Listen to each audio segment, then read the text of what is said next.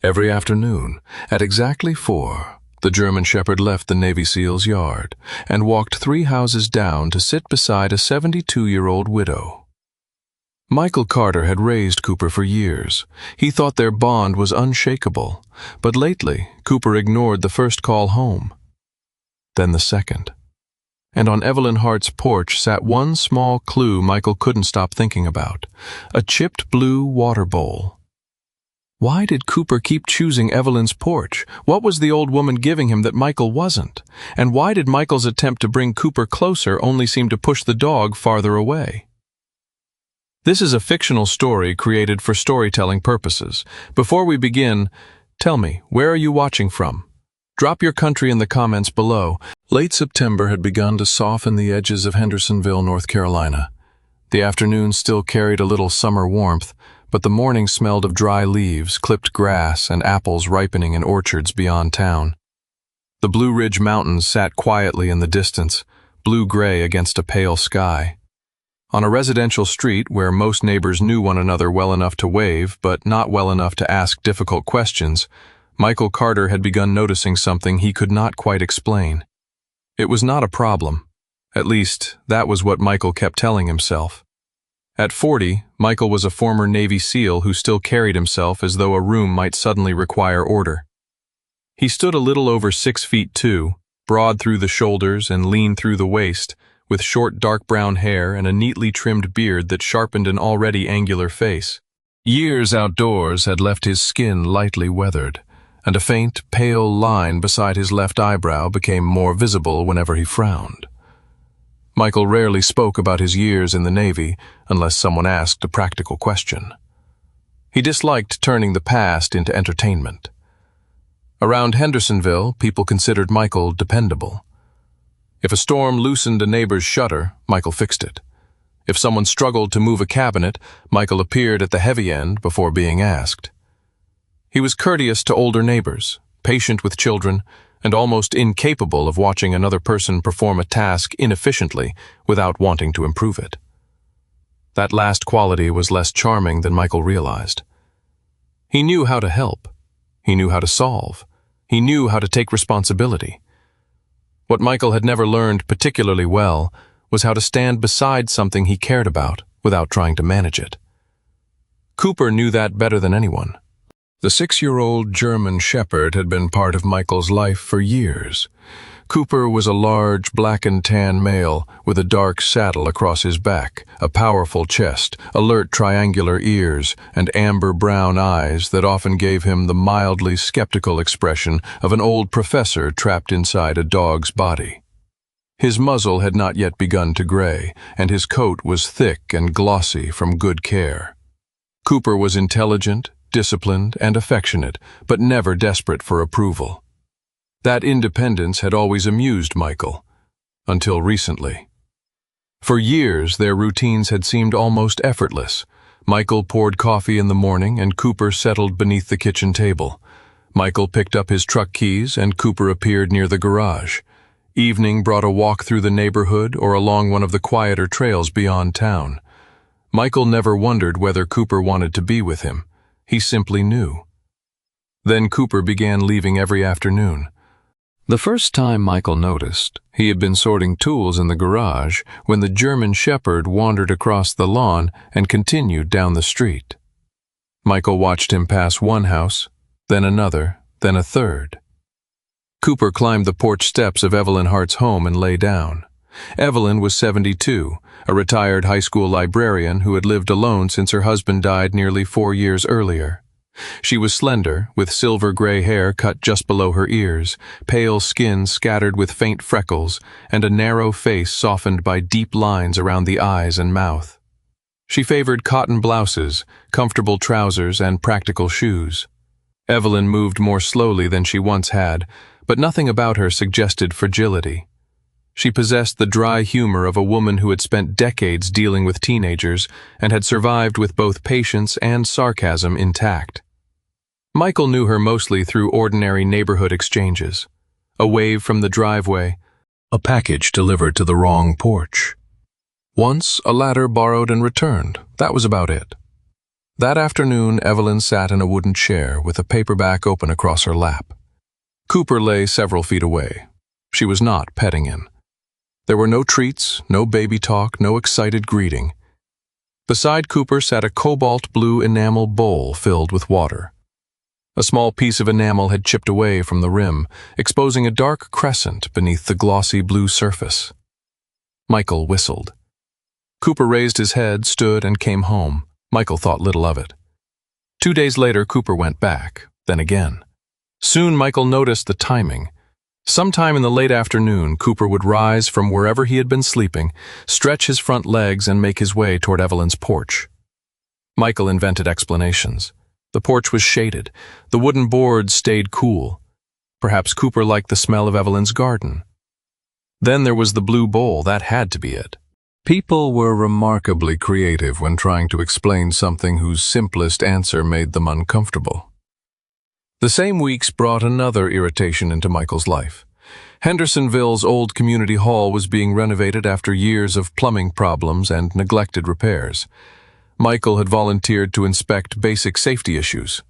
With his background and practical experience, he was an obvious person to ask. Inspecting safety should have been the end of his role. It was not. Within days, Michael began correcting other people's work. A shelf was slightly uneven, so Michael remounted it. Someone arranged folding tables along the west wall, and Michael moved them because the east wall made more sense for traffic flow. A volunteer installed cabinet hinges that worked perfectly well, but Michael removed them because the alignment was not quite right. Nobody asked him to do these things. Michael regarded that as irrelevant. Wrong was wrong. Melissa Grant eventually stopped him.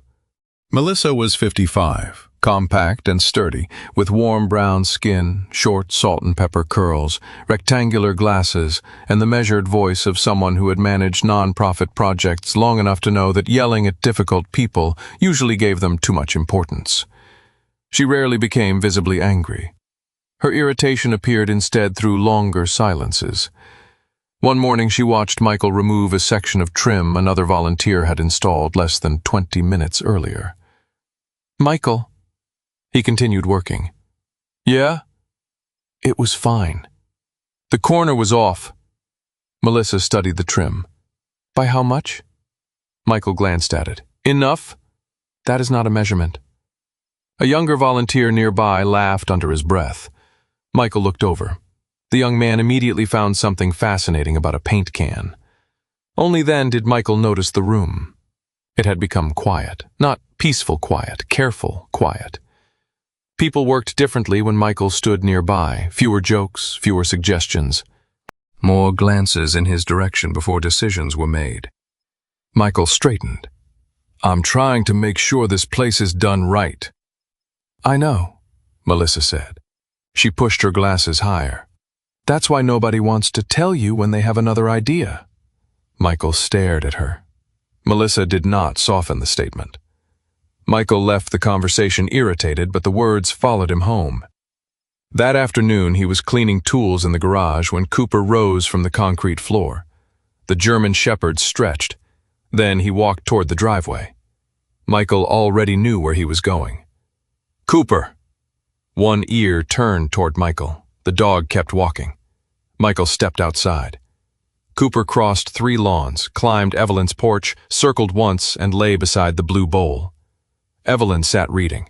She glanced at Cooper, then at Michael in the distance. She said nothing.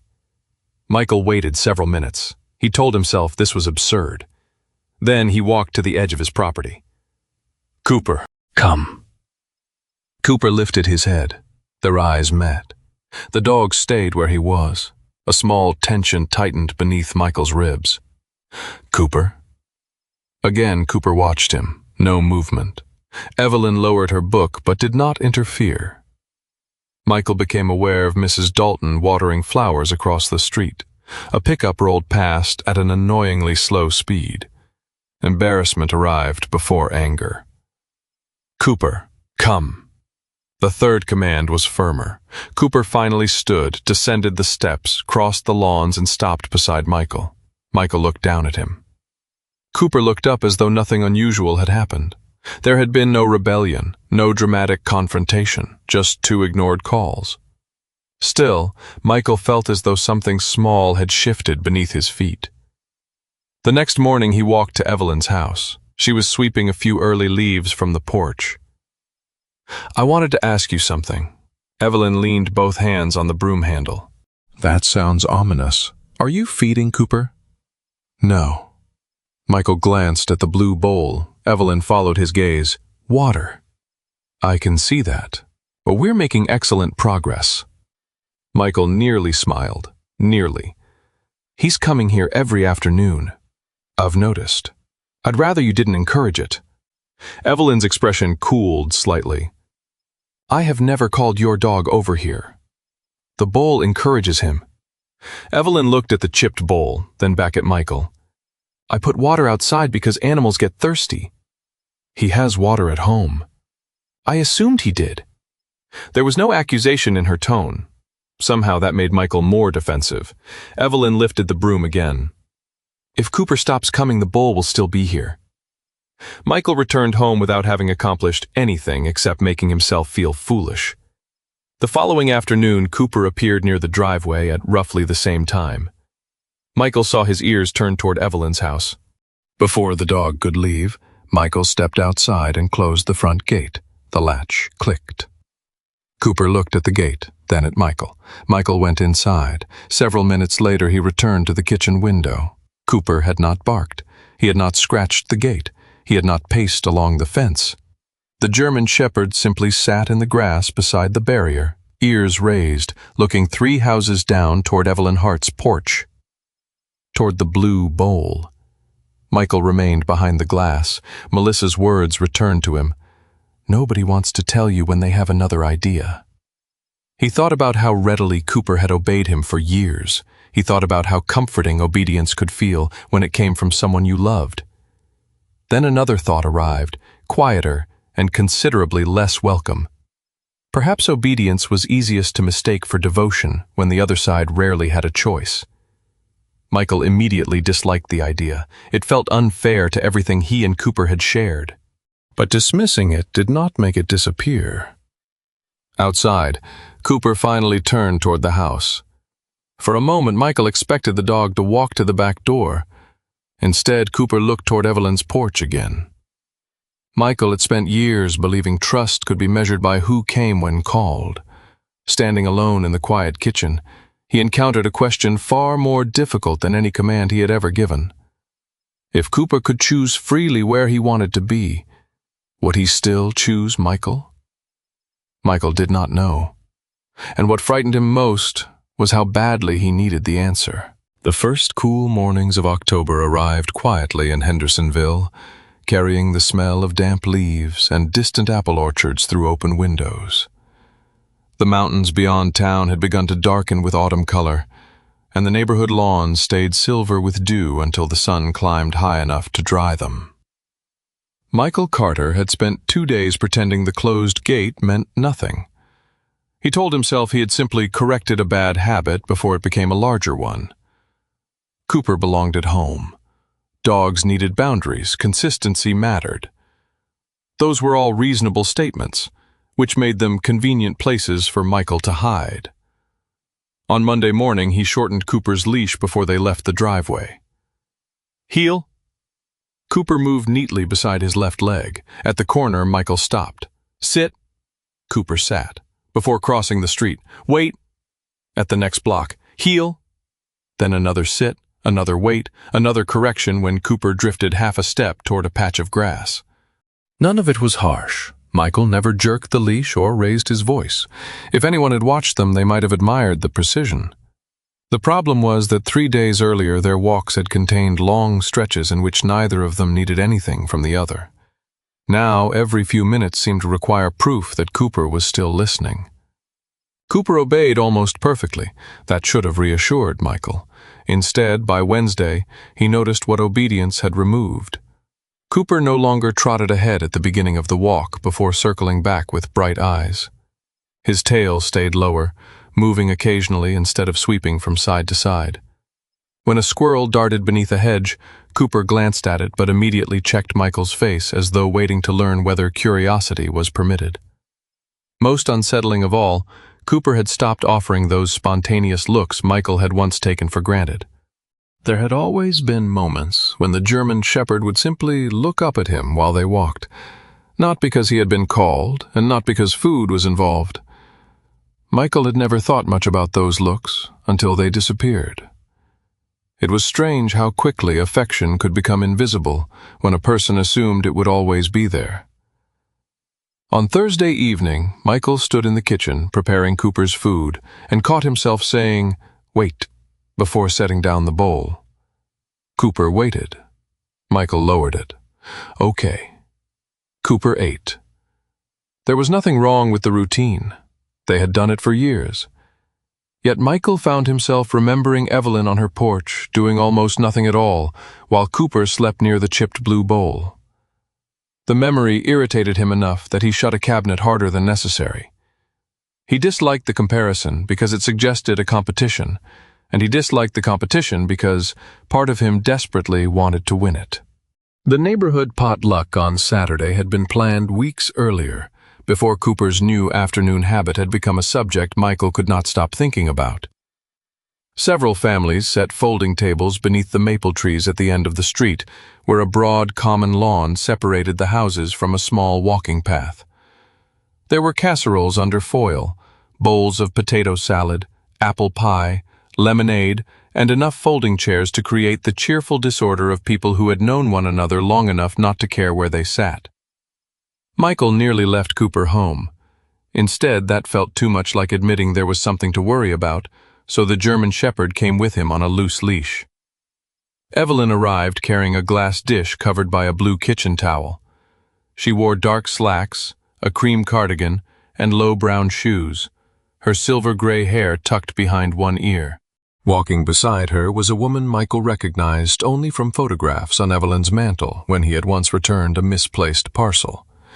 Nancy Hart was 49, Evelyn's only daughter, and she lived in Asheville, roughly an hour away. Nancy was a little taller than her mother, with a slim, straight-backed build, fair skin, shoulder-length chestnut hair threaded with early gray at the temples, and clear blue eyes that seemed to notice problems before greetings. She worked in medical billing, and had developed the organized efficiency of someone who spent her days untangling forms, deadlines, and other people's mistakes. She loved her mother deeply, but worry had sharpened that love into a habit of planning ahead. After her father died, Nancy had become increasingly convinced that preparation was another word for protection. "Michael," Evelyn said as she approached, "you remember Nancy?" "We've never actually met," Nancy said, offering her hand. Michael shook it. "Then I've been falsely accused of remembering you." Nancy smiled. Evelyn gave him an approving look. Cooper stood beside Michael until Evelyn placed her casserole on the table. Then the German Shepherd's ears lifted. Michael felt the change travel through the leash before Cooper moved. The dog looked toward Evelyn. Michael said nothing. For several seconds, Cooper remained where he was. Then Evelyn sat in a folding chair near the edge of the lawn. Cooper walked over, not quickly, not excitedly. He simply crossed the grass and lowered himself beside Evelyn's shoes, as if that had been his intended destination all along. Michael felt heat climb the back of his neck. Evelyn looked down. "Hello to you too." She did not touch him. That somehow made it worse. Michael waited a moment before saying, "Cooper, come." The German Shepherd lifted his head. He looked directly at Michael. Then he remained where he was. Conversation around the nearest table continued, but Michael became painfully aware of every sound. Forks against paper plates, someone opening a cooler, children laughing near the walking path. "Cooper!" The dog's ears shifted. A grey-haired neighbor named Tom Reynolds, who lived across from the common lawn and had the dangerous confidence of a man who believed every silence needed a joke, grinned over his cup of lemonade. "Looks like Evelyn stole your dog, Carter." Several people laughed. It was harmless. Michael knew that. He even smiled. Apparently my security standards have slipped. More laughter. Cooper eventually stood and returned without Michael calling a third time. Michael rested a hand briefly against the dog's shoulder. Cooper accepted the touch, then looked back toward Evelyn. Something inside Michael tightened again. Across the lawn, another argument was unfolding quietly enough that most people ignored it. Nancy had pulled her chair closer to her mother. "I looked at that place outside Asheville again," Nancy said. "The apartments are actually nice. You'd have your own kitchen." Evelyn's expression changed almost imperceptibly. "Nancy, I'm not saying tomorrow. You've been not saying tomorrow for 6 months. The roof needs work, Mom. The stairs are steep. You're alone in that house. I'm aware of my living arrangements." Nancy lowered her voice. "We should at least tour it."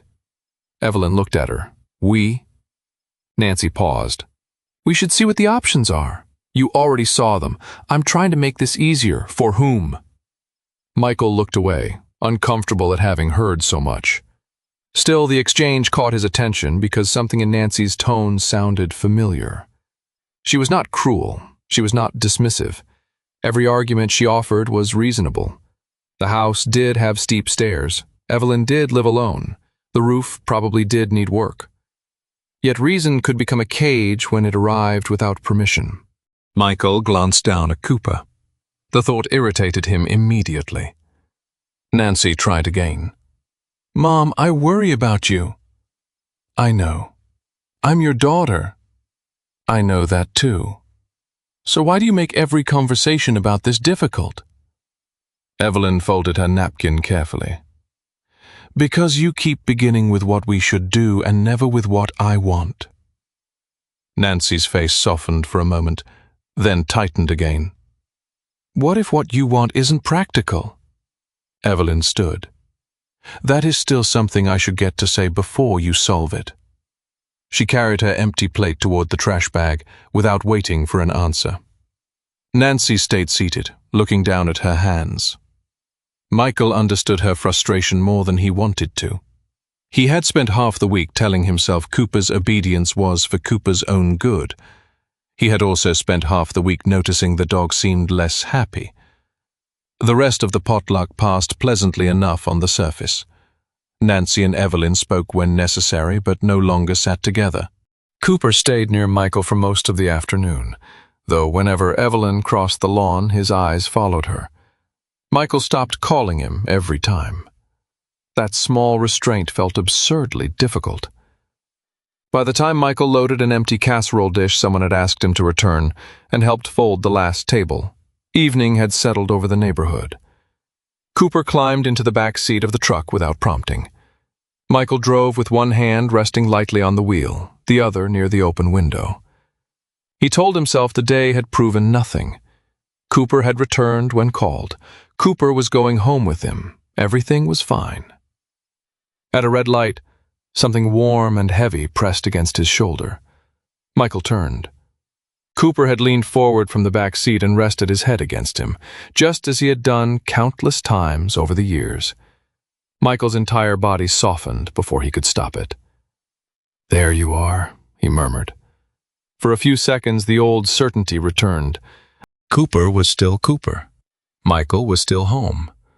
Then the light remained red and Cooper lifted his head.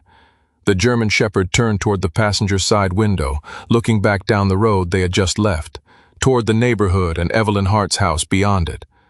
Michael watched the reflection of Cooper's face in the glass. He could finally admit something his pride had resisted all week. Cooper caring about Evelyn did not erase what existed between them. A heart was not a seat someone else could sit simply by sitting down first. Michael understood that, intellectually. But as the light changed and the truck moved forward, another truth remained beside it. Understanding that Cooper could love someone else was easy.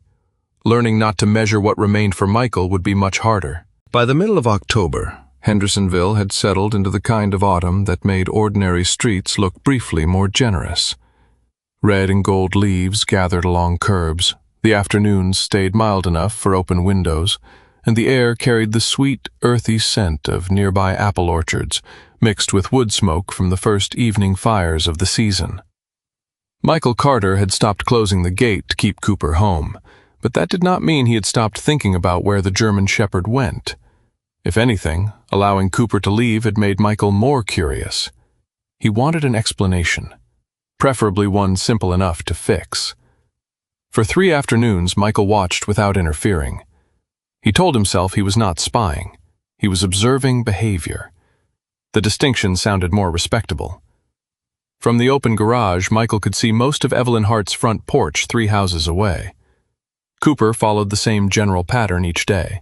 He crossed the lawns at an easy pace, climbed the porch steps, drank occasionally from the chipped cobalt blue bowl, then settled somewhere near Evelyn's chair. Michael expected to discover something: a piece of chicken hidden beneath the table, a pocket full of biscuits. Perhaps Evelyn scratched one particular place behind Cooper's ears that Michael had somehow overlooked for 6 years. There was nothing. On Monday, Evelyn read for 40 minutes while Cooper slept.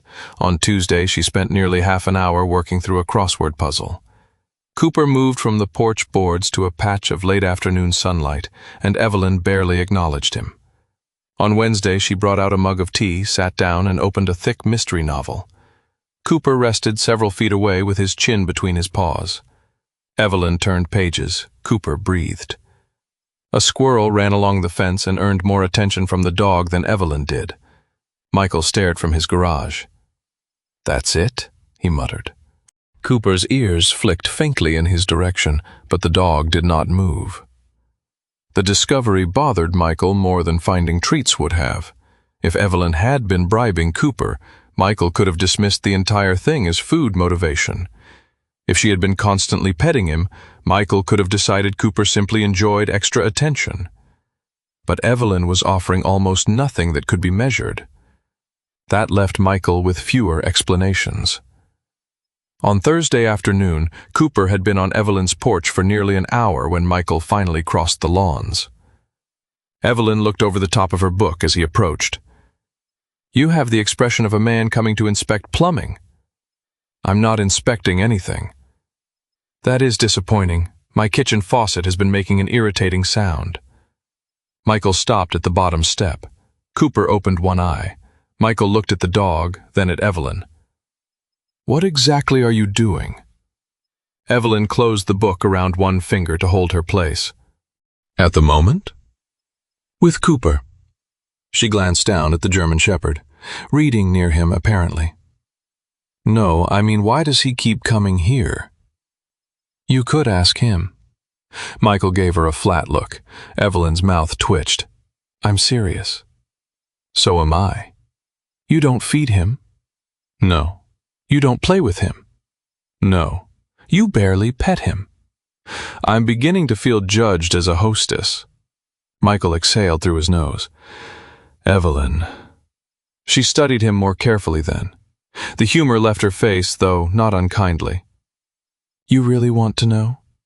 "Yes." "I don't know." Michael frowned. "You must be doing something." "Why?" "Dogs don't repeat behavior for no reason." "That sounds like something from a training manual." "It's basic behavior." Evelyn nodded once. "Then perhaps the reward is that nothing happens here." Michael stared at her. "What does that mean?" "It means I don't ask him to do anything." The answer landed badly. Michael's shoulders stiffened. "You think I ask too much of my dog?"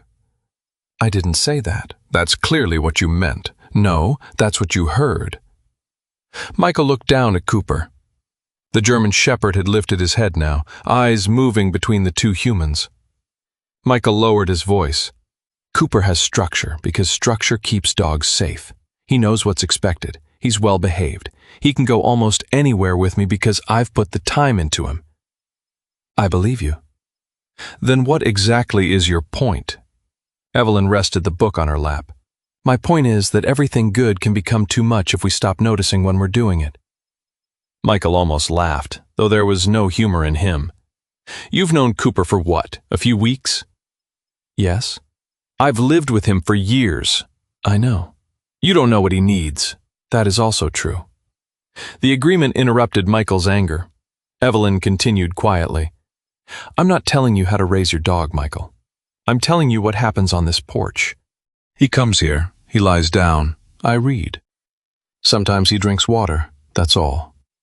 Michael folded his arms.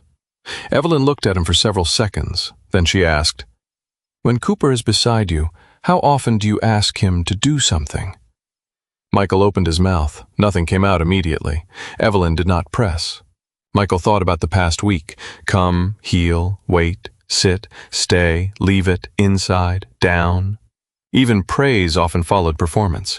Good boy after an action. A hand on Cooper's shoulder after obedience. Approval delivered like a paycheck for work completed correctly. That doesn't mean he's unhappy, Michael said. No. You're implying it. I'm asking whether he ever gets to be near you without needing to get something right. Michael's jaw tightened. That's unfair. Maybe. Evelyn's voice remained calm. Unfair questions can still be useful. Michael looked at Cooper again. The dog had lowered his head, not submissively, not fearfully, simply resting. That irritated Michael too, because Cooper seemed entirely unconcerned by a conversation that felt increasingly personal. You think because I was military I'm turning my house into a training field? No. Evelyn's expression hardened slightly now. I think you're a man who is very good at being responsible. And people who are very good at one thing sometimes use it everywhere. Michael stared at her. For a moment neither spoke. Then he turned and walked home. He did not call Cooper. That small decision felt less generous than stubborn. If the dog wanted Evelyn's porch so badly, Michael thought, let him have it. An hour later, Michael was at the community hall. The building smelled of fresh lumber, primer, dust, and coffee that had been sitting too long. Melissa Grant stood near the center of the main room, with a clipboard tucked against her side. Several volunteers were installing shelving along one wall, while another group sorted donated chairs. Michael immediately noticed a shelf bracket slightly out of alignment. He walked toward it. Melissa stepped into his path. No. Michael stopped. I haven't said anything. I know what your face looks like before you say something. The bracket is crooked. It is functional. It'll take me 5 minutes, and it'll take the person who installed it 10 minutes to learn how to fix it. I can show him. Melissa shook her head. No, Michael. Today you're checking emergency lighting and exits. That is what I asked you to do. He looked around the room. There are 3 things I can see from here that need correcting, then practice seeing them. Michael's eyes narrowed. What is that supposed to mean? It means everyone here is volunteering. They're allowed to learn without you standing over them.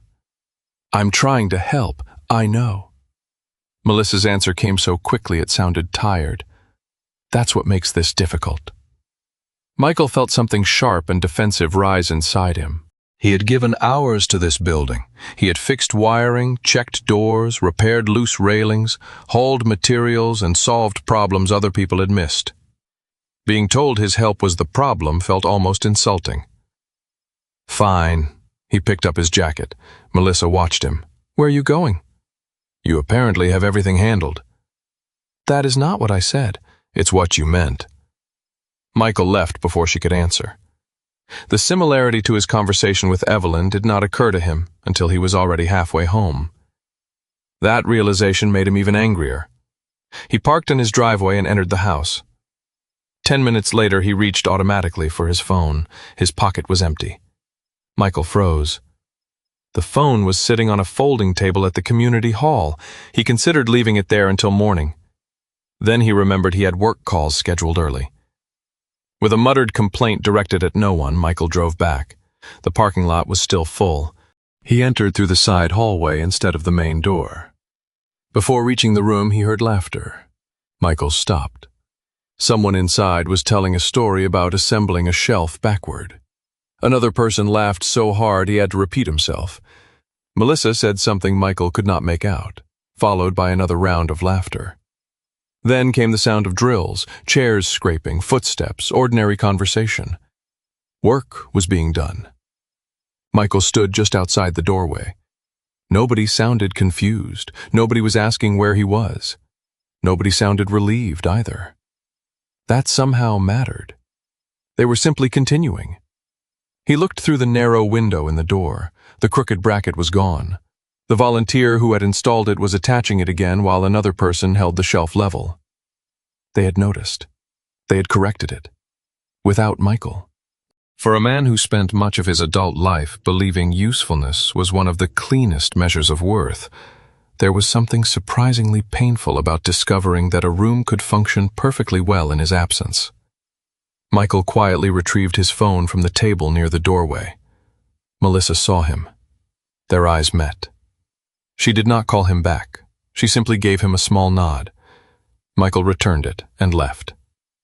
By evening, the temperature had dropped enough that he reached for a light jacket before Cooper's walk. The German Shepherd stood near the front door, ears alert, waiting. Michael picked up the leash. Cooper looked at him. The familiar word rose automatically. "Sit!" Michael stopped. Cooper's ears tilted forward. Michael stared at the dog, suddenly aware of how strange the silence felt. He attached the leash. Then he opened the door. No sit, no wait, no command to cross the threshold. Cooper stepped outside. He walked several feet onto the porch, lifted his muzzle toward the cool October air, and sniffed. Michael remained in the doorway. After a moment, Cooper turned. The German Shepherd looked directly at him. Then he waited. Michael had not asked him to. That was the part that mattered. Michael stepped outside and closed the door behind him. Neither of them moved for a second. Then Cooper started down the path. Michael followed beside him, and for once, the quiet between them did not feel like something that needed to be corrected. By late October, the trees along Michael Carter's street had begun giving up their leaves in earnest. Hendersonville mornings were colder now, and by afternoon the sidewalks were patched with brittle gold and rust-colored leaves that scraped along the pavement whenever the wind came down from the Blue Ridge foothills. Michael had not stopped thinking about Evelyn's question from the week before, but he had stopped pretending it had not mattered. He still gave Cooper commands when safety required them. At intersections, Cooper waited. Near traffic, he stayed close. When Michael needed him inside, he called him. What changed were the unnecessary instructions. Michael stopped asking Cooper to sit before every doorway simply because he could. He stopped correcting the dog for pausing beside an interesting fence post. During evening walks, he sometimes let Cooper choose which side street to take. The German Shepherd did not become wild or disobedient. If anything, Cooper seemed more attentive. He began looking up at Michael again without being called, sometimes with that old bright expression that had disappeared during the week of constant correction. Michael found this satisfying and irritating at the same time. It suggested Evelyn might have been right about at least one thing, and Michael preferred lessons that did not arrive from a 72-year-old woman armed with a paperback and a chipped water bowl. Because Michael was giving Cooper more freedom, he began seeing something he had missed before. Cooper was not the only one following a routine. Evelyn was waiting for him. At first, Michael dismissed the thought. Of course, Evelyn happened to be on her porch in the afternoon. Retired people had schedules. People read outside. People put water out for animals. None of that proved anything. Then, on a Tuesday, Michael saw Evelyn carry the cobalt blue bowl onto the porch before Cooper had left his own yard. She placed it beside the chair, filled it from a metal pitcher, then stood at the top of the steps looking down the street. Cooper was asleep in the garage. Evelyn waited. After a minute, she picked up her book. 3 minutes later, she looked down the street again. Michael, tightening a loose handle on a toolbox, stopped working. The next afternoon, he noticed the same thing. This time, Evelyn did not have a book. She had a cordless phone pressed to one ear and was speaking to someone with the animated expression Michael had rarely seen on her face. He could not hear every word from 3 houses away, but the street was quiet enough that certain phrases carried. "He comes almost every afternoon," Evelyn said. A pause. "No, I don't feed him." Another pause. Evelyn laughed. "He just knows when I need company." Michael's hand stopped over the screwdriver. Cooper was lying nearby beneath his workbench. The dog had not yet gone anywhere. Michael looked toward Evelyn. Something inside him shifted.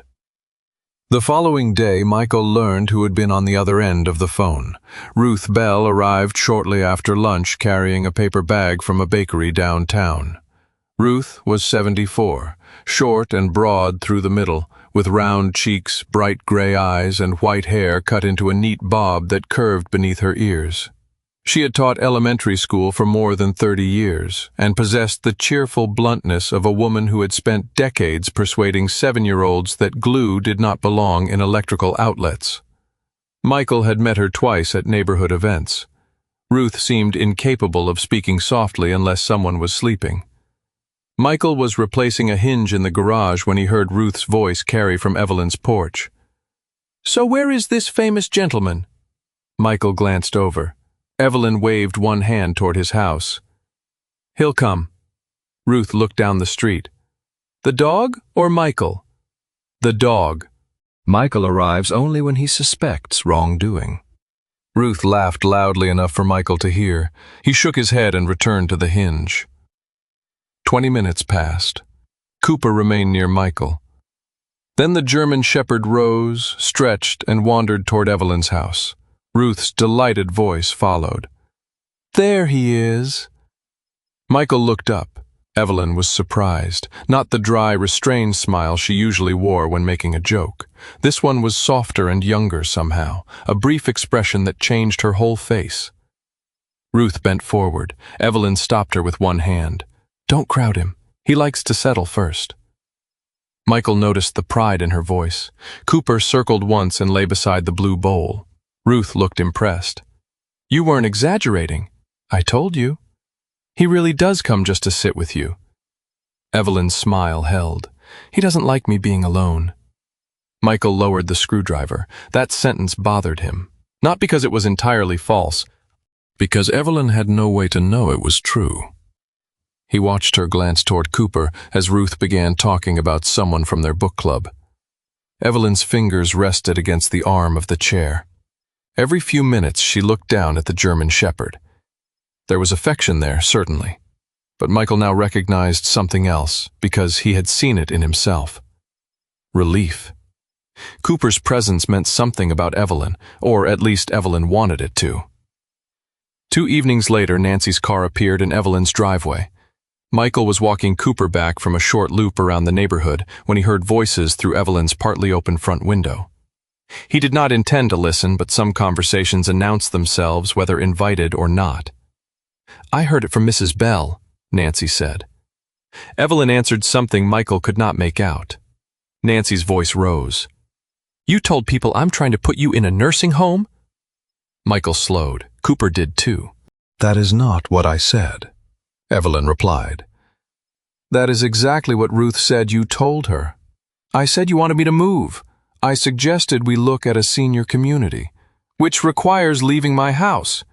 That is not the same as sending you away." Michael stopped at the edge of his own driveway.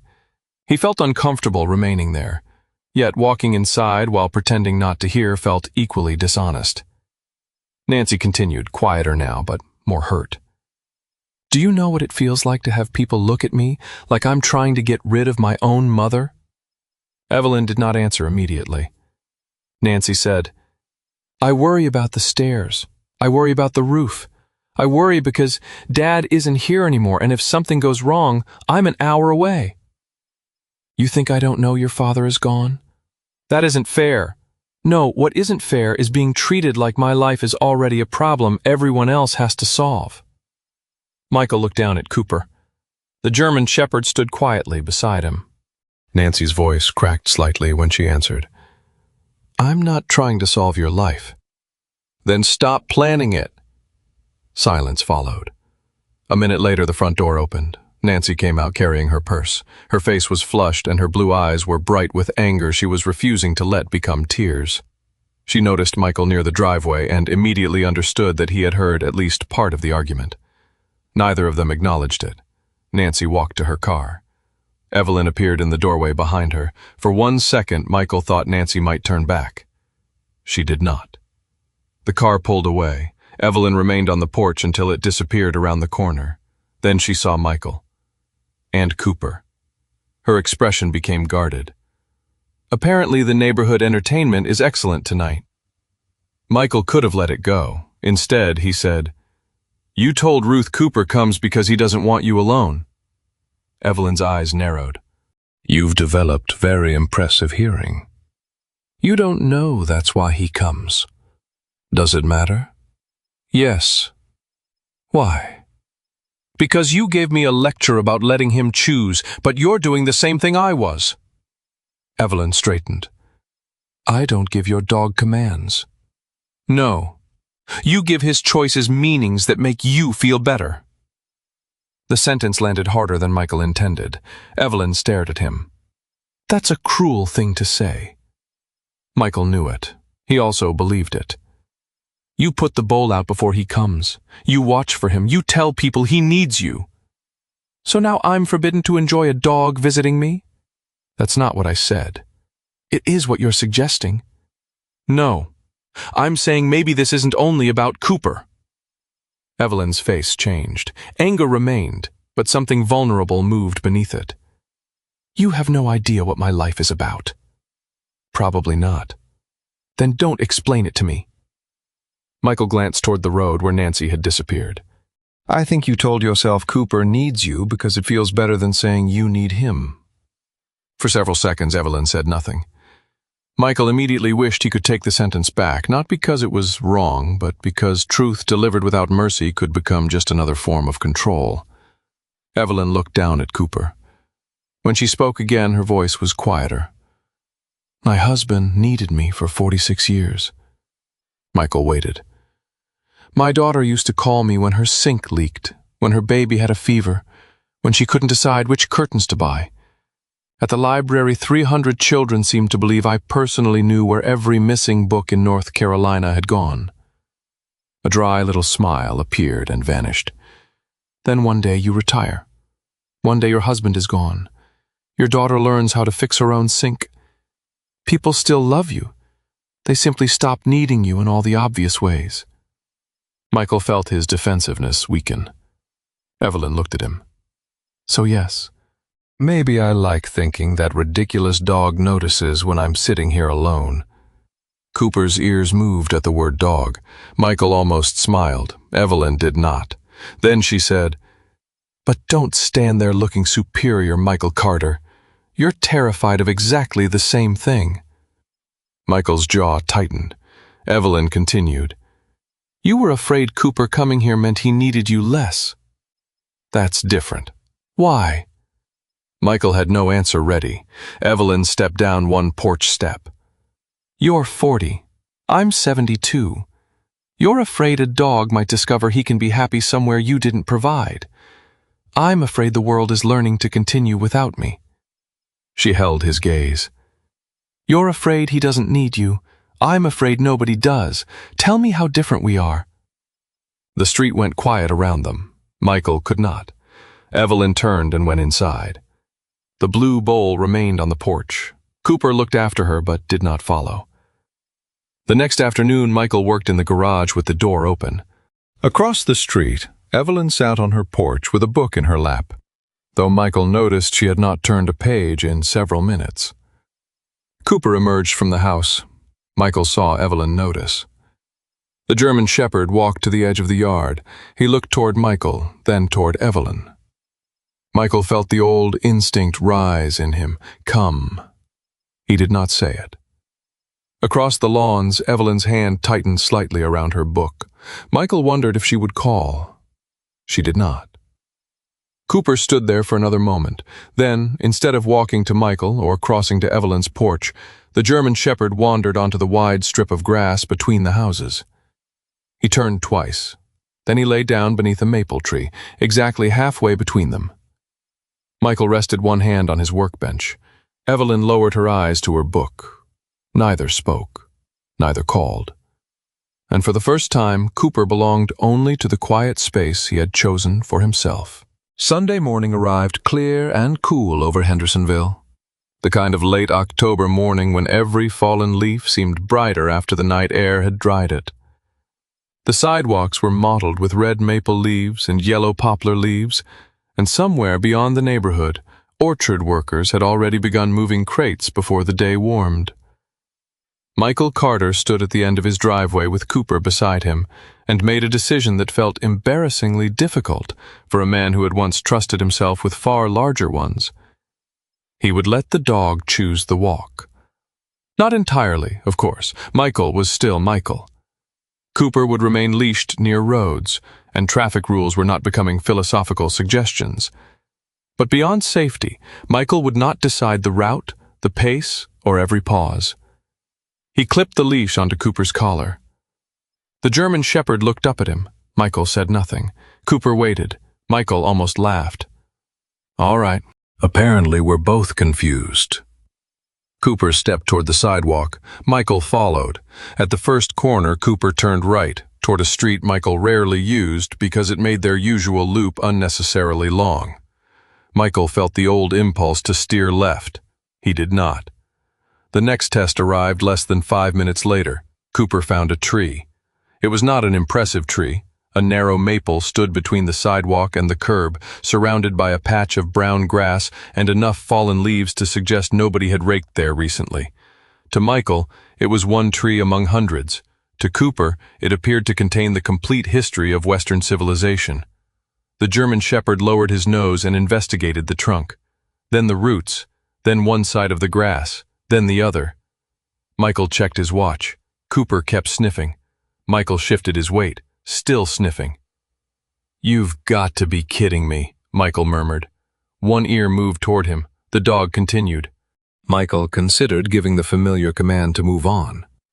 Then Evelyn's question returned. "Does he ever get to be near you without needing to get something right?" Michael slid his hands into his jacket pockets and waited. Nearly 2 minutes later, Cooper lifted his head with the satisfied expression of an animal who had finally obtained whatever classified information had been hidden in the bark. Then he walked on. Michael shook his head. "Outstanding work, Detective." Cooper's tail moved once. They continued through a street lined with older brick ranch houses, small porches, and mailboxes mounted on wooden posts. Cooper wandered toward hedges, stopped beneath a dogwood tree, and chose a side road Michael had never included in their regular route. Halfway down it they found an elderly man struggling with a mailbox. He was perhaps 78, tall but stooped through the shoulders, with a narrow, weathered face, thick white eyebrows, and silver hair showing beneath a faded green baseball cap. A gray mustache covered most of his upper lip. He wore an old denim jacket and work gloves, and one trouser leg bore a clean patch sewn over the knee. His name, Michael learned a moment later, was Harold Pike. Harold had worked as a carpenter for most of his adult life, until arthritis convinced his hands to negotiate an early retirement. He accepted aging with poor grace and good humor, which seemed preferable to the reverse. Cooper stopped several feet away. Harold looked over. "Well," he said, "at least somebody came to supervise." Michael glanced at the tilted mailbox. "Looks like you've got it." "I don't, but I appreciate the lie." Harold had been trying to straighten the wooden post with a small wrench that was doing very little except annoying him. Michael's first instinct was immediate. He could fix it in 10 minutes, maybe 5. His eyes moved automatically toward the tools scattered in the grass. Then he caught himself. Harold noticed. "You thinking about stealing my job?" Michael smiled faintly. "Thinking about whether you want help." The old man considered this. "That is a much better question." Michael waited. Harold nodded toward the post. "Hold that straight while I tighten the brace. My hands still work. They just complain loudly." Michael stepped forward and steadied the mailbox. Cooper sat nearby without being told. Harold looked down at the German shepherd. "Good-looking dog." Cooper. Harold. Michael. "See? Everybody's been introduced. Very civilized." Together they straightened the post. Michael resisted the urge to take the wrench when Harold needed several attempts to tighten the bolt. When it was finished, the mailbox remained perhaps half an inch from perfect. Michael noticed. Harold noticed Michael noticing. "If you say it's crooked, I'm charging you for emotional damages." Michael laughed. "It's fine." That sounded painful. It was. They left Harold, waving from beside his imperfect mailbox. Cooper took another unfamiliar turn. Then the serious 6-year-old German Shepherd discovered a pile of leaves. Michael would later decide there had been no warning. One moment Cooper was walking with quiet dignity. The next, a gust of wind pushed a mound of dry leaves across the sidewalk, and Cooper lunged after them with such ridiculous enthusiasm that Michael nearly dropped the leash. The German Shepherd buried his muzzle into the leaves, bounced backward, then plunged into them again. Michael stared. "Cooper!" The name came out automatically. Cooper froze. Michael almost added a command. Instead, he looked at the dog's bright eyes, and the leaf stuck absurdly to the fur between his ears. Michael started laughing. Not a polite chuckle, a real laugh. Cooper sprang into the pile again. For several minutes, Michael simply watched. It struck him then that he had spent so much time admiring Cooper's intelligence, discipline, awareness, and steadiness that he had nearly forgotten the animal possessed an equally important talent for nonsense. There were things people valued because they were useful. There were things they valued because they were beautiful. And then there were things that served absolutely no purpose except to make one ordinary morning feel lighter. Michael had not allowed enough room for the third category. The walk lasted nearly an hour. When they reached a small intersection that could lead either home or farther toward the edge of the neighborhood, Michael stopped. Cooper stood ahead of him. Michael waited to see which way the dog would choose. Cooper looked down one street, then the other. Finally, he turned around. He walked back toward Michael and settled naturally against Michael's left side. Not a perfect formal heel, just close. Michael looked down. Cooper looked up. No command had been given, no treat appeared, no praise was necessary. Michael felt something in his chest loosen. "You could have done that 40 minutes ago," he said. Cooper's tail swept once against Michael's leg. Michael suspected the dog considered the delay educational. Later that morning, Michael drove to the community hall. Melissa Grant looked surprised when he walked through the door. "You lose another phone?" "No." "Then this is a social visit?" Michael glanced at the half-painted doors resting on sawhorses. "I came to work." Melissa studied him over her glasses. "On the job I give you?" Michael sighed. "Yes." She handed him a paintbrush. "Careful, personal growth can cause dizziness." Michael gave her a look. Melissa smiled and pointed toward 3 old interior doors. "Second coat, don't redesign them." Michael spent the next 2 hours painting. It was tedious. The work required no leadership, no tactical thinking, no special expertise. Once, he noticed another volunteer fastening a cabinet pole slightly higher than he would have. Michael said nothing. 10 minutes later, the volunteer noticed, measured it again, and corrected it. Michael kept painting. He disliked how satisfying that felt. Across town, Evelyn sat alone at her kitchen table with her phone in front of her. Nancy's name remained near the top of the recent calls list. Evelyn had picked up the phone twice that morning and put it down twice. The third time she pressed the number before pride could interfere. Nancy answered after 4 rings. "Hi, Mom." No warmth, no hostility either, just caution. Evelyn looked through the window toward the porch. "I said something about you that wasn't fair." Nancy remained silent. Evelyn continued. "I made it sound like you wanted to get rid of me. I don't. I know." Another silence. Evelyn hated apologies that became performances, so she resisted the temptation to explain everything. "I was angry because I felt like everyone was deciding what I should do, and I used Cooper to make myself feel useful, I suppose." Nancy exhaled softly. "The dog?" "Yes, Nancy, the dog. Try to keep up." A tiny laugh escaped the other end before Nancy caught it. Evelyn smiled despite herself. "I liked telling myself he needed me. Maybe he does. Maybe. But I don't get to decide why he comes." Nancy was quiet for several seconds. Then she said, "Mom, I don't need you to become helpless so I can still be your daughter." Evelyn's fingers tightened around the phone. Nancy continued, softer now. "You don't have to need me every day. I still want you." The sentence reached a place Evelyn had been protecting so carefully that she almost responded with a joke. She did not. Instead, she said, "I know." It was not a complete repair, but neither woman hung up angry. That afternoon, Evelyn carried the chipped blue bowl inside. She washed it, dried it, and placed it on the kitchen counter. Then she sat on the porch without it. She wanted to know something. Maybe she also wanted to prove something, though she was trying to become more suspicious of that impulse. Cooper eventually appeared. The German shepherd climbed the steps and stopped. His eyes went immediately to the familiar place beside Evelyn's chair. Empty. Cooper sniffed the boards. Evelyn said nothing. After a moment, Cooper turned around. He walked back across the lawns toward Michael's garage. Evelyn watched him go. The disappointment came quickly. She let herself feel it. Then she picked up her book. The next afternoon, the blue bowl remained inside. Evelyn sat in the same chair. Cooper appeared again. This time he climbed the porch without hesitation. He glanced once at the empty spot where the bowl had been.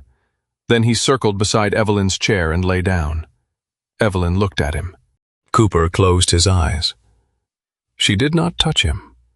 She did not call anyone to report it. She simply returned to her book. For perhaps the first time since Cooper had begun visiting, Evelyn allowed his presence to mean only what it actually meant. He had been free to go somewhere else, and today he had come anyway.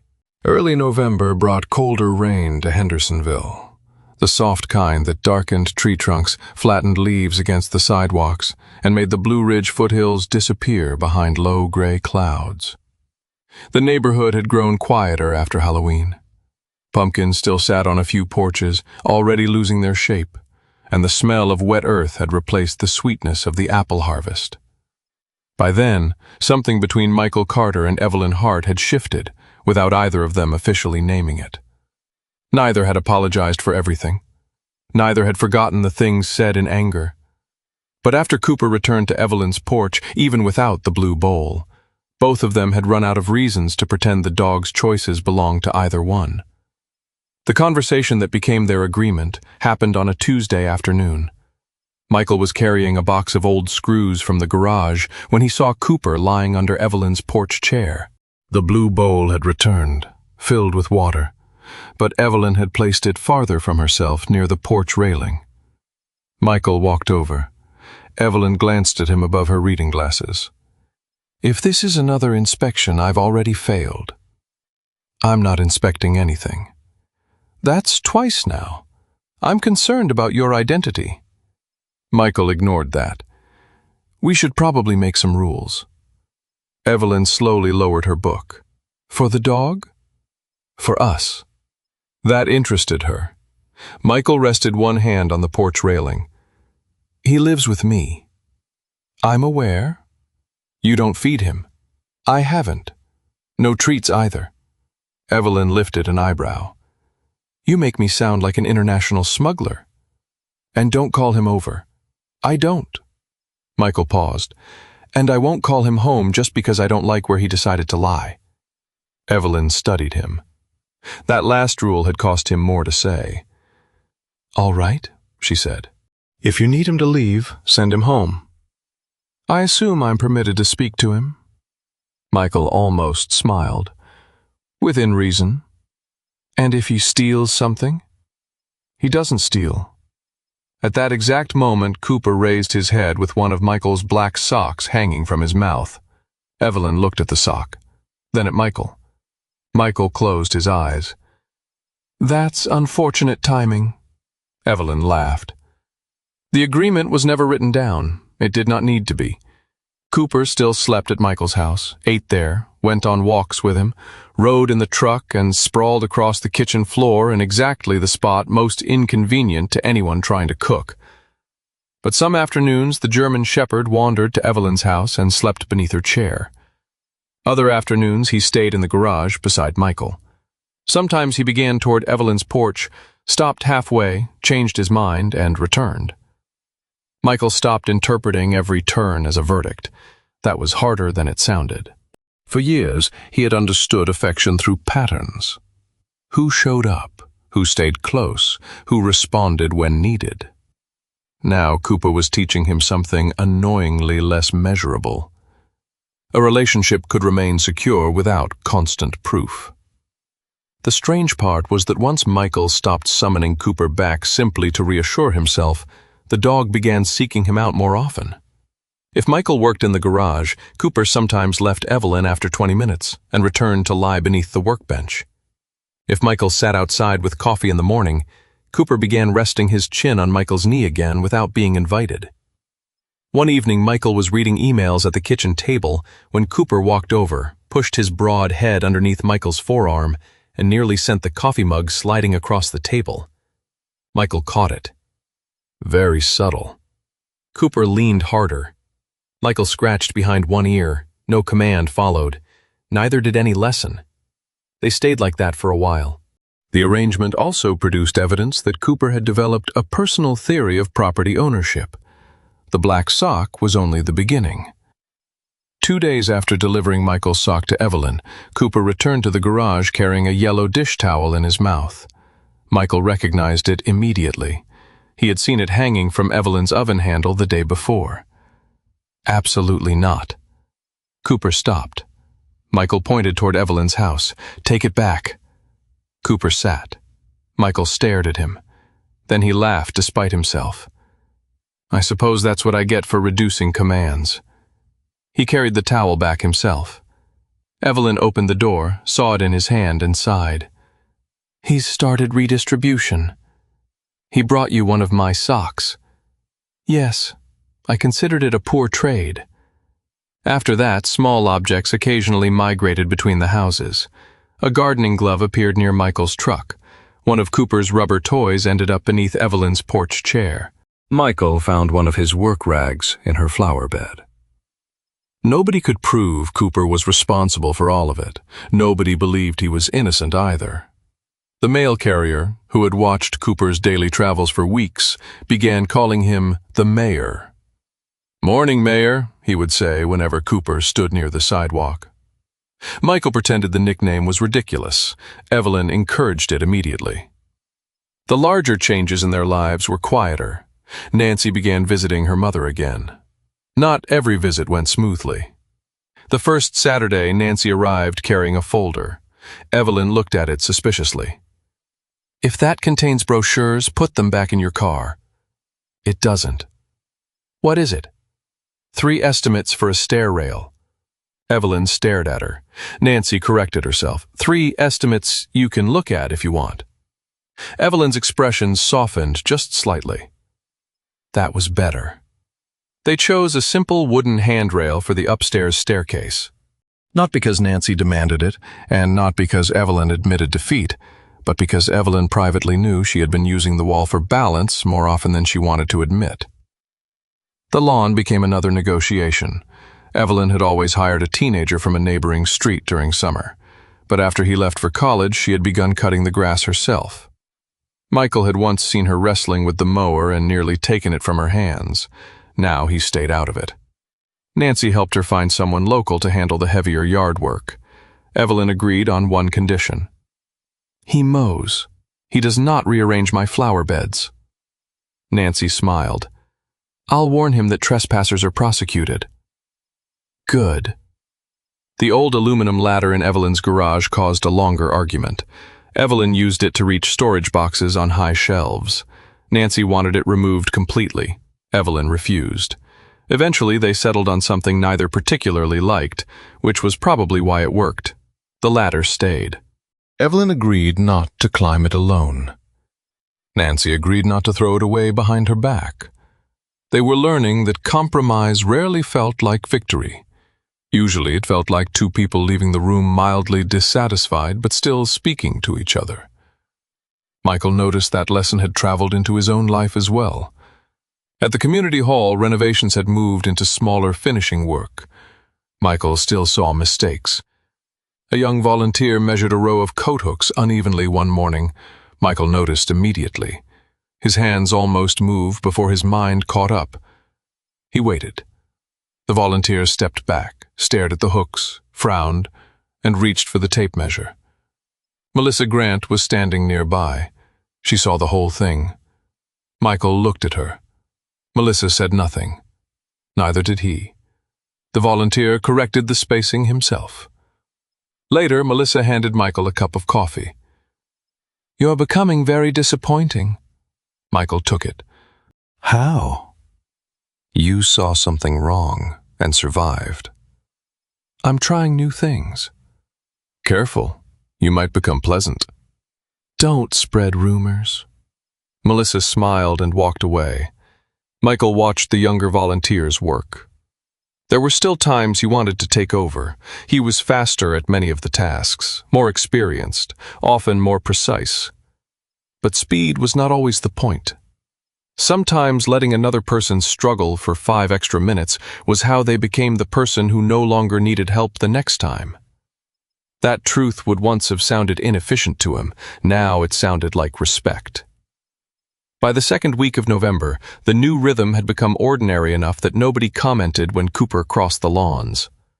Some days Evelyn was not even home. She had begun attending her book club more regularly again, and once Cooper reached her porch only to discover an empty chair. He stood there briefly, looked through the window, then turned and trotted back toward Michael's house. Michael was repairing an old wooden stool in the garage. Cooper entered, circled twice, and lay near his feet. Michael did not congratulate himself. That was progress too. The rain came on a Thursday afternoon. It started as a mist, then became steady enough to drum lightly on gutters and turn the grass dark green. Michael had changed into a clean gray sweatshirt after finishing work at the community hall and was sorting hardware in the garage. Cooper had gone to Evelyn's house before the rain became heavier. Michael considered calling him back. Then he remembered the agreement. Evelyn had a covered porch. Cooper was fine. A few minutes later, Michael heard paws on wet pavement. He looked up. Cooper was running home. The German Shepherd crossed the driveway, stepped directly into a shallow, muddy puddle, and continued into the garage. Cooper... Too late. The dog stopped 3 feet from Michael, then shook. Water flew everywhere, across the workbench, onto the cabinet doors, onto Michael's face, and across the clean gray sweatshirt. Michael froze. Cooper stopped shaking and looked up at him. One wet ear leaned slightly sideways. Mud marked his front paws. His expression carried such complete innocence that Michael almost admired the performance. For 1 second, the old reaction rose automatically.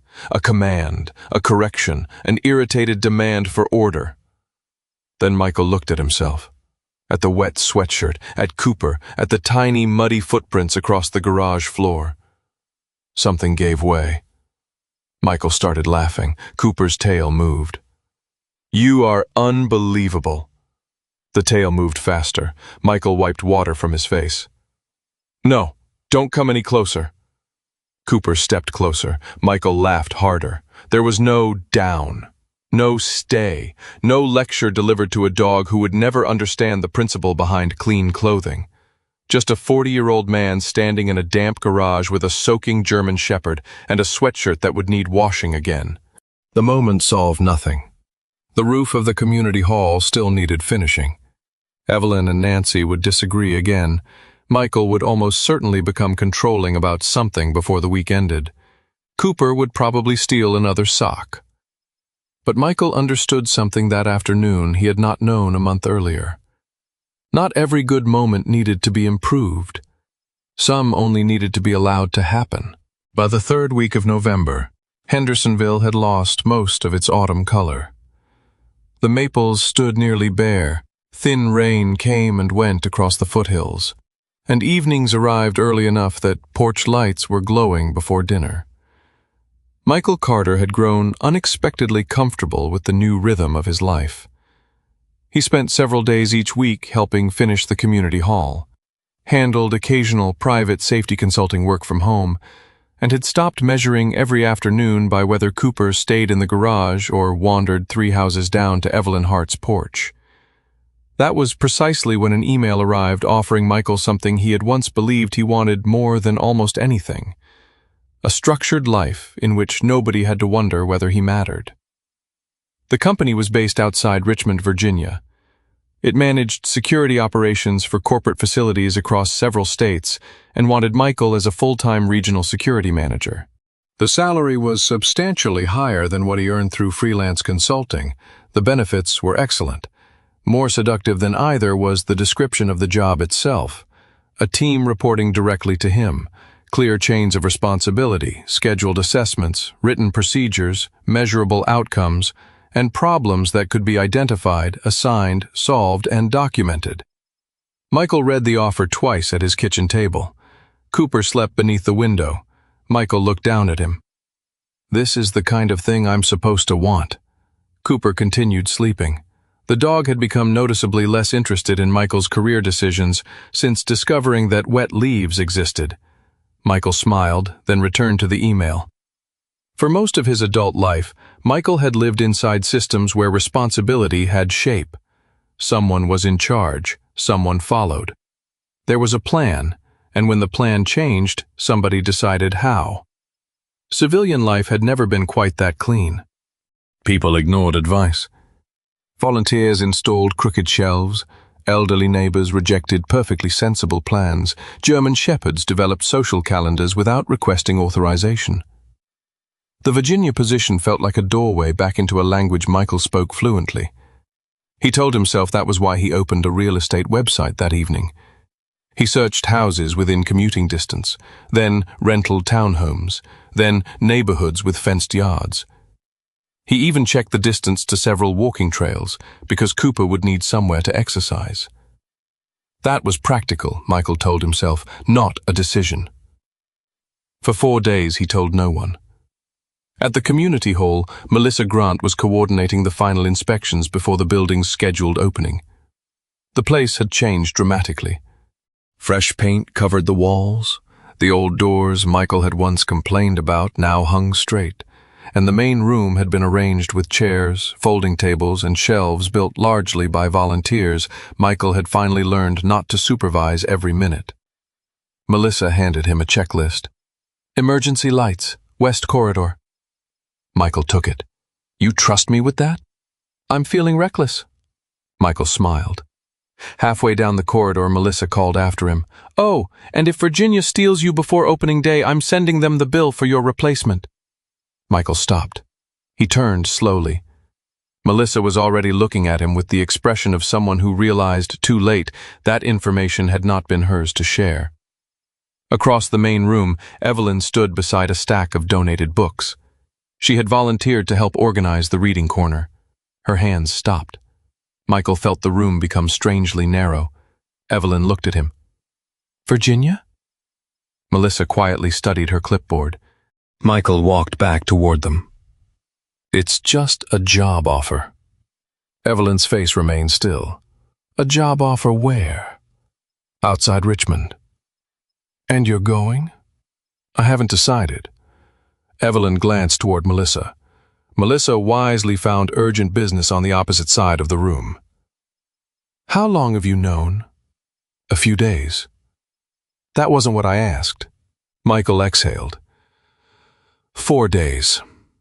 Evelyn nodded once. Something in that small motion irritated him immediately.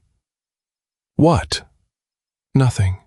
"You're clearly doing something with your face. My face is 72 years old. It does things without consulting me." Michael might have laughed another day. Not now.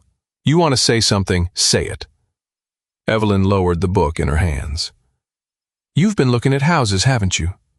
Michael stared at her. She saw the answer before he gave it. "That's what I thought." "How could you possibly know that?"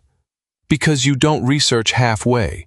If you were thinking about moving, you'd know the property taxes before deciding whether you liked the kitchen."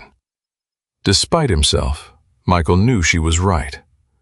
Evelyn's expression changed from surprise to hurt. The hurt made Michael defensive. "It's a good job." I didn't say it wasn't. It makes sense financially. I didn't say it didn't. Then what exactly are we arguing about? Evelyn held his gaze. That you were going to disappear into a decision before anyone knew there was one.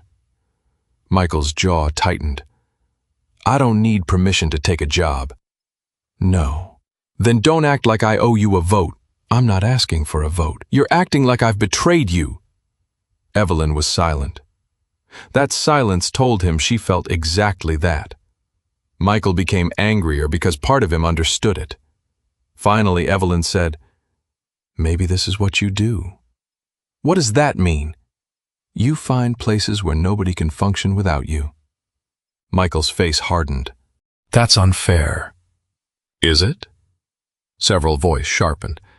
You finally get comfortable somewhere people don't need you every minute, and the first offer that gives you a team to command has you shopping for houses? Michael felt the accuracy of the accusation before he felt the anger. That made it worse. At least I'm not sitting around convincing myself somebody else's dog needs me so I can feel important. The words came quickly, too quickly. Evelyn's face changed. Michael regretted them immediately. But regret did not erase them. For several seconds, neither spoke. Then Evelyn put the book carefully onto the shelf. You're right, she said. The calmness hurt more than anger would have.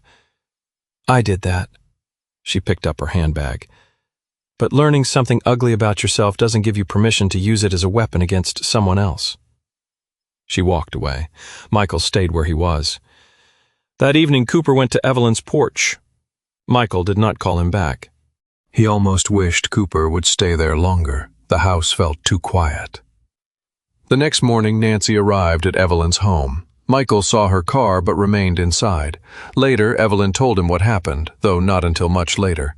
Nancy had listened to her mother describe the argument and then refused to offer the loyalty Evelyn expected. He has every right to leave, Nancy said. Evelyn stared at her. I know that. No, Mom. You know it as a sentence. I'm not sure you know it as a fact. Evelyn's mouth tightened. Nancy continued. You were angry at me for trying to plan your life. You can't turn around and make Michael responsible for staying because you'll miss him. That isn't what I'm doing. Nancy gave her the look daughters sometimes inherit from their mothers and eventually return. It is a little. Evelyn did not enjoy hearing that, which was partly why she knew Nancy was right. Michael received his own uncomfortable lesson from Melissa that afternoon. He had returned to the community hall to finish the safety checklist. They worked in silence for nearly 20 minutes. Finally, Michael said, If I take the job, are you going to have enough people to finish? Melissa looked up. Yes. The answer came too quickly. Michael felt something unexpectedly hollow inside him. You didn't even think about it. I already have. So you don't need me. Melissa set down her pen. That is a very strange complaint from a man who spent months teaching everyone how to do things properly. Michael said nothing. Melissa continued. The hall will open whether you move or not. There it was. The sentence should have been reassuring. Instead, it hurt. Michael looked across the room at the shelves, doors, emergency lights, repaired trim, and tables. For months he had imagined being indispensable as proof that he had contributed something meaningful. Now another possibility occurred to him. If everything collapsed the moment he left, perhaps he would not have built anything at all. He would only have built dependence. That night, Michael did not open the real estate website. He sat at the kitchen table while Cooper slept against his feet. The job itself was not the enemy. Virginia was not the enemy. Wanting structure was not some moral failure. The question was simpler and less comfortable. Was Michael choosing the job because he wanted the work, or because he wanted to become necessary again? By morning, he had an answer that was not perfectly clean. He did want the work. He simply did not want the life wrapped around it. Michael called the company and proposed something different, project-based consulting, several weeks on site when major assessments were needed, remote planning between assignments, no permanent relocation, and no full-time management position. He expected them to refuse. They did not. The company asked for time to restructure the arrangement. By late afternoon, they agreed to try it for 6 months. Michael sat in his truck after the call and felt strangely unsettled. He had not chosen Hendersonville over Virginia.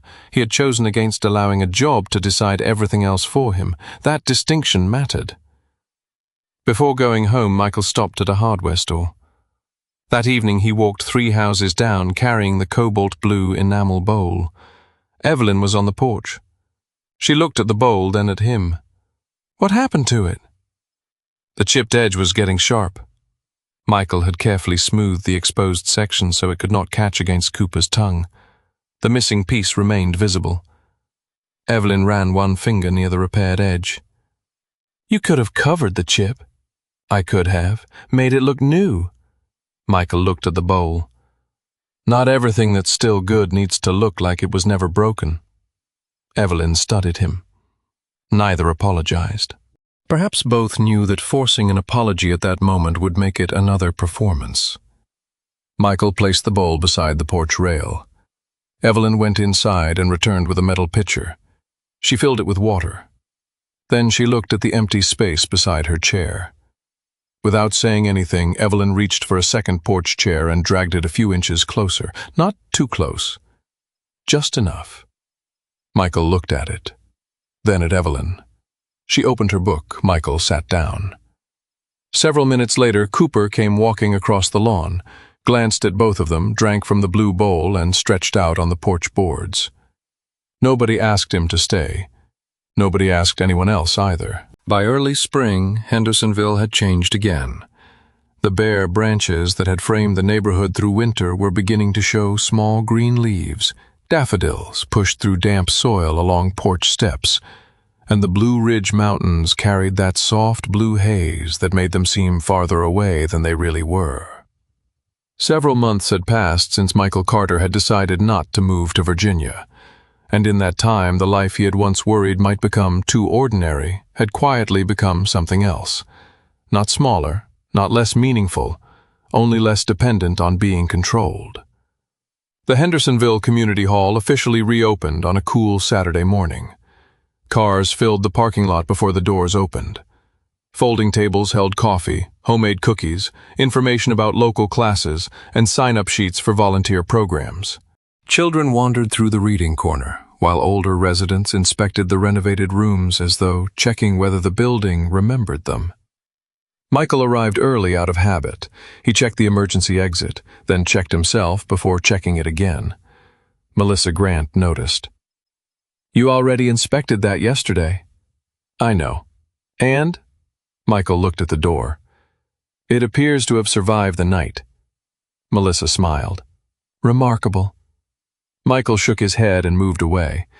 Months earlier, he would have spent the opening morning moving chairs, correcting signs, checking extension cords, and wondering why everyone else seemed so comfortable leaving things imperfect. Now he still saw every crooked detail. He simply no longer believed every detail required his hands. When the short opening ceremony began, Melissa stood at the front of the main hall. Michael did not. That surprised several people. It surprised Michael less than he expected. Melissa thanked the volunteers, the local businesses that had donated materials, the residents who had spent weekends painting walls and repairing furniture, and the people who had refused to let an old building become irrelevant simply because it had needed too much work. Michael sat in the third row. Evelyn Hart sat beside him. Cooper lay between their chairs. The German Shepherd was 6 now, still broad-chested and black and tan, though a few lighter hairs had begun appearing around the lower edge of his muzzle. His amber-brown eyes moved lazily around the crowded room. Every so often someone passed and quietly greeted him. Cooper accepted the attention with the calm dignity of a dog who believed public admiration was entirely appropriate. Evelyn leaned toward Michael. He thinks this ceremony is about him. Michael looked down. It probably is. Cooper's tail struck the floor once. Evelyn smiled. The image would have irritated Michael months earlier. Cooper lying between them, not entirely at Michael's feet, not entirely at Evelyn's. Now Michael barely noticed the geography. That might have been the biggest change of all. Cooper still slept near Michael's bed most nights. He still waited by the door when Michael's truck pulled into the driveway after a long day. During drives, he sometimes leaned forward from the back seat and rested his heavy head on Michael's shoulder, until Michael complained that steering would be easier without 80 pounds of German Shepherd attempting emotional support from behind. Those things had not disappeared because Cooper also spent several afternoons each week at Evelyn's house. Michael had finally stopped keeping score. Evelyn's life had changed too. After months of arguments, Nancy and Evelyn had reached an agreement neither woman called permanent. Evelyn would remain in her house for another year. At the end of that year, she and Nancy would look honestly at how things were going. Not because Nancy had won, not because Evelyn had won, simply because life did not require every decision to become a declaration of independence. The new handrail had been installed along the stairs. Heavy yard work was handled by someone else. Evelyn still disliked paying another person to do things she believed she could probably manage, but she had discovered that pride was an expensive way to avoid having free afternoons. Nancy visited more often now. Her questions had changed. Instead of walking through the door and saying, "Mom, you should have someone look at that gutter," she increasingly caught herself and asked, "Do you want help with that gutter?" The difference looked minor from the outside. To Evelyn, it was enormous. Sometimes she said yes, sometimes no. Nancy was learning that respecting an answer she disliked was part of asking an honest question. Evelyn was learning the opposite lesson. Accepting help did not mean surrendering authority over her own life. She had also joined the new book club at the community hall. That created an unexpected problem for Cooper. On several afternoons, he walked to Evelyn's porch and found the chair empty. The first time it happened, Michael watched from the garage. Cooper climbed the porch, looked through the front window, then sat for almost a minute. Nobody appeared. Eventually, the German Shepherd walked home. Michael smiled. "Rejected?" Cooper gave him a look and lay under the workbench. A week later, the same thing happened. This time, Evelyn returned 20 minutes later carrying 2 books and laughing with Ruth Bell. Cooper was already back with Michael. Evelyn appeared almost offended. "He didn't wait." Michael shrugged. "Busy schedule. I see how it is." But privately, Evelyn liked it. There had been a time when she waited for Cooper because his arrival gave shape to her afternoon. Now sometimes Cooper had to wait for her. Her life had begun filling itself again. Michael's work had found its own rhythm. The Virginia company had kept its agreement.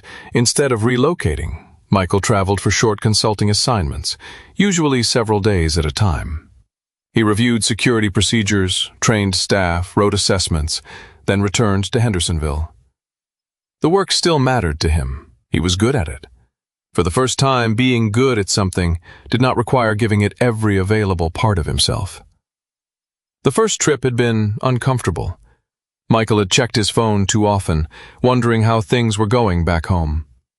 By the third trip, he had learned that the community hall continued opening, Evelyn continued arguing with Nancy, and Cooper continued existing without requiring daily supervision from Virginia. Nothing collapsed. More importantly, nothing stopped belonging to him simply because it continued without him. That lesson would probably take Michael the rest of his life to learn completely. He was no longer embarrassed by that. People like to imagine growth as arriving at a finish line, where the difficult part of a person disappeared and the improved version took over. Real life was less tidy. Michael still corrected people in his head, sometimes aloud. Evelyn still became stubborn enough to make Nancy close her eyes and count silently before answering. Nancy still occasionally arrived with a plan she had forgotten to ask permission for. Cooper still ignored Michael when lying in a particularly warm patch of sunlight. Nobody had been transformed into perfection. They had simply become a little better at recognizing themselves before their worst habits took over. One afternoon, several weeks after the community hall opened, Michael was in his garage repairing an old wooden chair. The day was warm enough for the garage door to remain open. A radio played quietly on the workbench. Cooper lay nearby in a rectangle of sunlight. Michael had nearly finished tightening one of the chair joints when Cooper stood. The German Shepherd stretched slowly. Michael glanced over. Cooper looked toward him, then toward Evelyn's house. Michael knew the look now. Months earlier, he would have felt the small, familiar tightening in his chest. This time, there was nothing to fight. "Go ahead, buddy." Cooper walked toward the driveway. He crossed the first lawn, then the second. Halfway between the two houses, he stopped. Michael looked up. Cooper turned his head. Their eyes met. There was no command waiting in Michael's mouth, no need to prove anything. Cooper was not asking permission. He was simply looking back, checking that Michael was there. Michael lifted one hand. Cooper turned and continued toward Evelyn's porch. The blue enameled bowl sat near the steps. Its cobalt surface still carried the small missing piece along the rim where Michael had smoothed the sharp edge months earlier. Later that week, Evelyn moved the bowl, not back beside her chair, down near the low fence beside the sidewalk. He filled it with clean water each morning. At first, Michael assumed it was still for Cooper. Then he saw another neighborhood dog drink from it during an afternoon walk. A few days later, a small terrier stopped there. Evelyn did not come outside. She did not need to know who used it. The bowl had finally become only a bowl again. Water for whoever happened to need it. Michael understood the symbolism without wanting to name it. For a long time he had believed his fear was losing Cooper. It was not. The deeper fear had been that love operated like a ranking: first place, second place, most important, less important, needed, replaceable. Michael had spent years trusting systems built on order, so perhaps it was natural that some part of him wanted affection to follow one too. But Cooper had never lived by that logic. A dog could have a bed beside Michael's room, a porch where Evelyn read, a truck seat for long drives, a patch of grass between two houses. One place did not erase another. One affection did not subtract from the rest. That evening, Cooper came home before dark. Michael was in the kitchen when he heard the familiar pause at the door. He opened it. Cooper walked inside, paused beside him, and leaned his body briefly against Michael's leg. Then he went directly to his water bowl as though nothing meaningful had happened. Michael smiled. Perhaps nothing had. That was another thing he was learning. Not every moment needed to carry a lesson simply because a human was watching. Outside, Evelyn's porch light came on. The chipped blue bowl sat by the fence. Somewhere inside her house, Evelyn was probably reading or talking to Nancy or planning to complain about the price of something she had willingly purchased. Tomorrow, Michael might become too controlling about a project. Evelyn might refuse help she should probably accept. Nancy might worry too much. Cooper might ignore all three of them because the sun had chosen the perfect spot on the floor. Life would continue in its untidy way. And that was enough. Because love, Michael finally understood, was never about keeping a heart in the exact place where you wanted it. Sometimes the safest place you could become for someone was simply the place they were free to leave, and still wanted to come home to. Maybe the miracle in this story was never that Cooper chose one person over another. Maybe the miracle was that he quietly taught three people to stop measuring love like it had a limited supply. Michael feared that if he was no longer needed most, he would matter less. Evelyn feared that growing older meant becoming unnecessary. Nancy feared that loving her mother meant protecting her from every risk.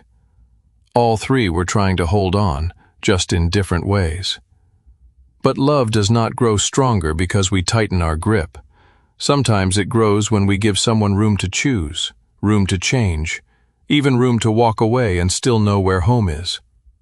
Perhaps God places certain people, and sometimes certain animals, into our lives not to fix us, but to reveal what we have been too afraid to see in ourselves. A small lesson can become a quiet miracle when it changes how we love tomorrow. If this story touched you, share it with someone who may need it, and tell us in the comments what home means to you. Subscribe for more stories like this. May God bless you, protect your family, and fill your home with love that never needs to be proven.